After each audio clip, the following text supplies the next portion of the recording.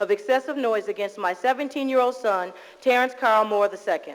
I also charge that Mr. Collard, as city manager here in Kalamazoo, as city manager, moved to dismiss Public Safety Director Mr. Dan Weston from his post of Chief of Police here in Kalamazoo because he is condoning racial profiling and rampant discrimination practices against the minority community, especially against our young black males. Or that you dismiss Mr. Collard. Dan Weston is doing nothing to correct these unfair practices. Instead, he is defending them and allowing a handful of bad officers to violate the civil rights of the minority community.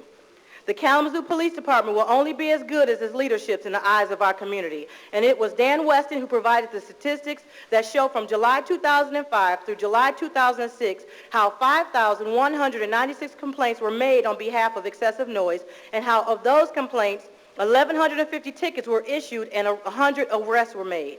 And of the 100 people arrested, 51 of them were African American. I demand to see the demographic and racial breakdown of where those calls came from and who received the tickets for this information that City Attorney Lee Kirk and the prosecutor's office is trying so hard not to reveal. I charge that the City Commission investigate the fairness of those statistics for themselves and then publicly reveal your findings in writing through the Gazette for the community. I'm sure that you will find that these statistics show the inequality of how blacks are treated differently than whites when it comes to the police contact in the city. Our own chief of police so arrogantly reported them that even though blacks only make up 10% of the population in Kalamazoo, they make up 51% of these arrests. And as far as I'm concerned, you city officials here are just as guilty as the chief of police if you continue to sit back and allow some of these Kalamazoo police officers to harass, intimidate, rob, abuse, and discriminate against the minority community without taking action. Just a week ago,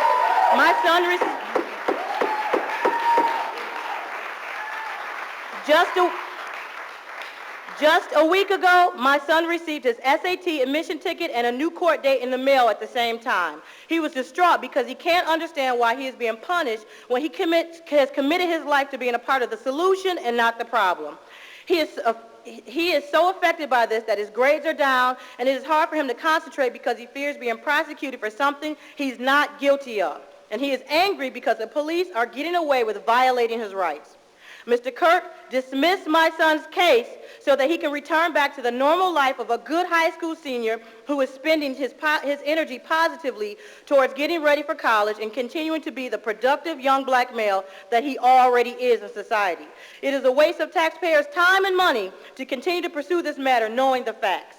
Fire Dan Weston for allowing my son and all the other sons whose lives from this community have been harshly interrupted and abruptly railroaded into the criminal system that works to keep them enslaved and unproductive.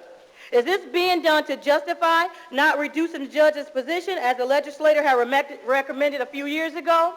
We would like to know the answers. And we are no longer tolerating discrimination of any kind. Homeless, education, jobs, criminal justice, no more. Enough is enough, and the Micah Project, I formed it to insist that you guys treat us fairly and equally as you would do those in the white residents in Portage, the white residents in Ashimo, and anywhere else over the Kalamazoo County. That's all I have to say.